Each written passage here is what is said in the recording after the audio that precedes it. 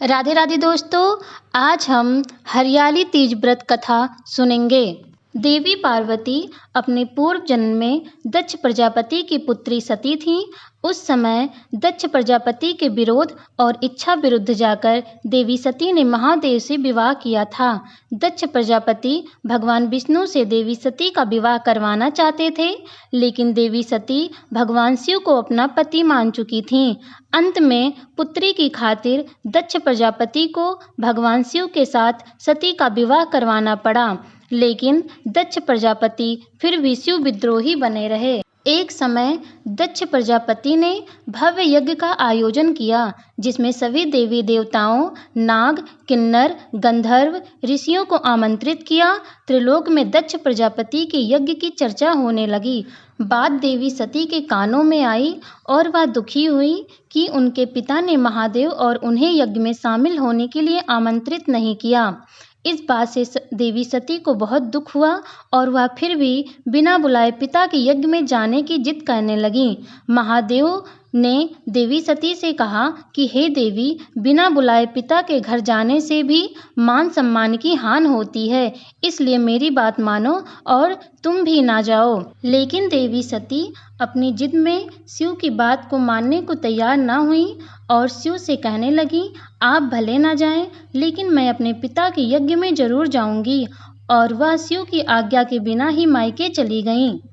दक्ष प्रजापति ने जब देवी सती को बिना बुलाए आया देखा तो वो देवी सती और महादेव का बड़ा अपमान किया।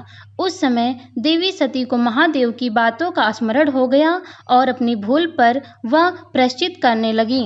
देवी सती ने कहा कि महादेव के मना करने पर भी मैं यहाँ आई और मेरे कारण मेरे पति का अपमान हुआ है, अतः अब किस मुंह को लेकर मैं शिव के समक्ष जाऊंगी। दुखी और क्रोधित हुई सती उसी समय पिता के यज्ञ कुंड में शिव का ध्यान करते हुए कूद गईं और सती हो गईं। देवी सती के अग्नि कुंड में देह त्याग करने की सूचना मिलते ही भगवान शिव अत्यंत क्रोधित होकर वीरभद्र को प्रकट किया, जिसने दक्ष प्रजापति के यज्ञ को नष्ट कर दिया।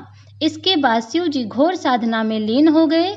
इधर देवी सती को भगवान शिव की आज्ञा का उल्लंघन करने का दंड मिला और उनका कई जन्म होता रहा। इस तरह देवी सती के 108 जन्म हुए। 107 जन्मों तक वह भगवान शिव को पुनः पति के रूप में पाने के लिए तपस्या करती रहीं। 108वें जन्म में देवी सती का हिमालय की पुत्री पार्वती के रूप में जन्म हुआ।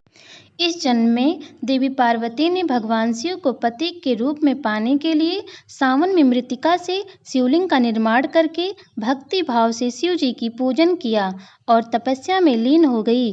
देवी पार्वती की तपस्या से अंत में प्रसन्न होकर हरियाली तीज पर भगवान शिव प्रकट हुए और देवी पार्वती को वरदान दिया कि तुम मेरी अर्धांगिनी बनोगी। इस तरह देवी हरियाली तीज के दिन देवी पार्वती को भगवान शिव से मनोकूल वर प्राप्ति का वरदान मिला।